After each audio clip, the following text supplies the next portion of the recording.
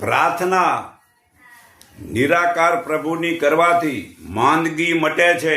પ્રાર્થનાથી બીજાને મદદ થાય છે. જ્યારે આપણે પ્રાર્થનામાં રહીએ છીએ, હે પરમપિતા પરમાત્મા, સબ તેરા સંતાન, ભલા કરો સબકા પ્રભુ, સબકા હો કલ્યાણ.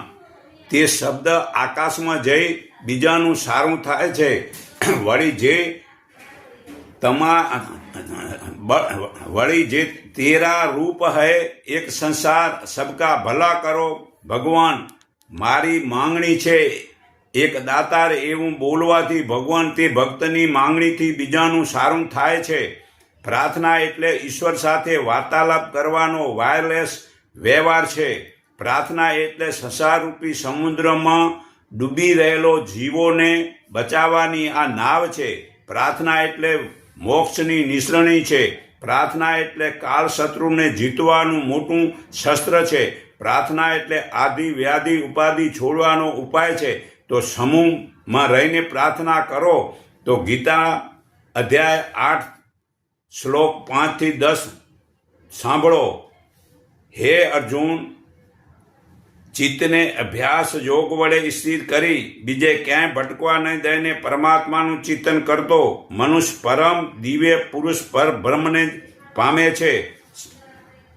અનાદિ સર્વના નિયંતા, અતિ સૂક્ષ્મ સર્વના ધારક પોષક, અચિત્ય રૂપવાળા, સૂર્ય સમાન વર્ણવાળા અને અજ્ઞાન રૂપી અંધકારથી દૂર એવા પરમ પુરુષ પરમેશ્વરનું જે શ્રવણ કરે છે તે મરણકાળે ભક્તિ તથા યોગ બળથી યુક્ત રહી અચળ મન વડે બે ભમર વચ્ચે પ્રાણને સારી રીતે સ્થાપી પરમ દિવ્ય પુરુષ પરબ્રહ્મને જ પામે છે.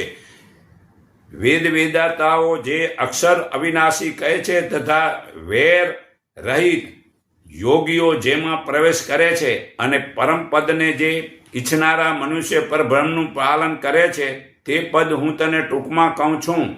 જે સાધક ઇન્દ્રિયો રૂપી સર્વ દરવાજા વંશ કરી મનને હૃદયમાં સ્થાપિત કરી પોતાના પ્રાણને મસ્તકે બ્રહ્મરુદ્ર સ્થાપી યોગ ધારણમાં સ્થિત થઈ ઓમ એવા એકાક્ષર બ્રહ્મનું ઉચ્ચારણ કરતો અને મારા નિર્ગુણ નિરાકાર સ્વરૂપનું ચિંતન કરતો દેહ તજી મરણ પામે છે તે પરમ ગતિ પામે છે.